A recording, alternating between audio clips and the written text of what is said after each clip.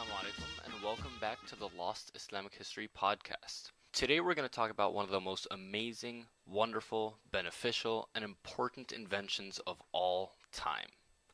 Coffee. Today over 1.5 billion cups of coffee are drunk every single day all around the world. It's become a cultural staple almost everywhere you can travel to and is part of billions of people's daily routines. So where did this tasty and addictive drink come from? And when did it become so popular? Now, believe it or not, it's a relatively new drink. It's only been around for a few hundred years, since the 1400s.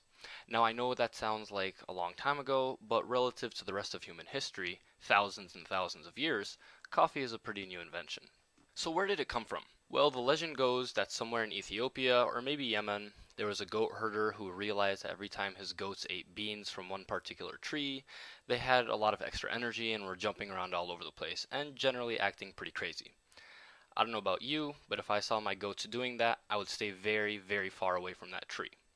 But apparently that goat herder was a pretty brave fellow and ended up chewing some of those beans and realized that he had more energy because of it. Eventually, the people in that region realized that if you grind the beans, you can dissolve the powder in water and make a dark drink that gives you more energy. Thus, coffee was born. Now, that story may or may not be true, but what's important is that during the 1400s, this new drink began to be pretty popular in Yemen.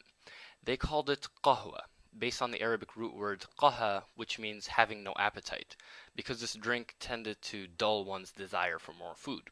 It was especially popular in Yemen among Sufis and other religiously oriented people, as it gave them the energy to stay up at night worshipping God.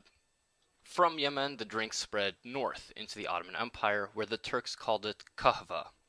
By the way, the Italians took the Turkish word and pronounced it as cafe, and from that word came the English word coffee. Interestingly, at first some Islamic scholars in the Ottoman Empire had a temptation to declare kahva as haram, or unlawful according to Islamic law.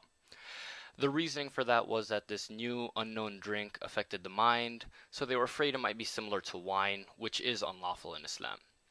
In any case, that ban didn't last long, because during the reign of Sultan Suleiman Qalanuni, also known as the Magnificent in the West, the highest religious authority of the empire, the Grand Mufti Abu Saud Effendi, analyzed the drink and realized there is no legal basis in Islam to declare it unlawful, so the consumption of coffee was allowed again in the empire. And, as you can imagine, the people rejoiced. Throughout the empire, and especially in Istanbul now, coffee shops began to spring up all over the place, and European travelers took notice.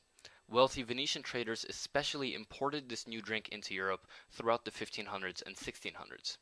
In fact, one of the main ports in Yemen where Europeans bought coffee beans was a city called Mocha, and from that, of course, we have the word mocha for a specific style of coffee. Now, the Europeans also went through a religious legal issue with coffee. The Catholic authorities were tempted to declare the drink as unlawful, especially since it was a quote-unquote Muslim drink. But eventually, in the year 1600, the Catholic Church again allowed its use, and again, the people rejoiced. Now, probably the most important impact of coffee in history was the fact that it helped pull Europe into the Renaissance and Enlightenment eras. Throughout Europe's Dark Ages, alcohol was the drink of choice. You'd start your day off with beer soup, have a piece of bread with beer for lunch, and finish off your day with some bedtime beer to help you sleep. Needless to say, it's pretty tough to build a stable and organized society when everyone is always drunk. When coffee was introduced, people began to drink that instead. And coffee has the exact opposite effect of alcohol. It makes people more alert, makes them think more clearly, and keeps them awake.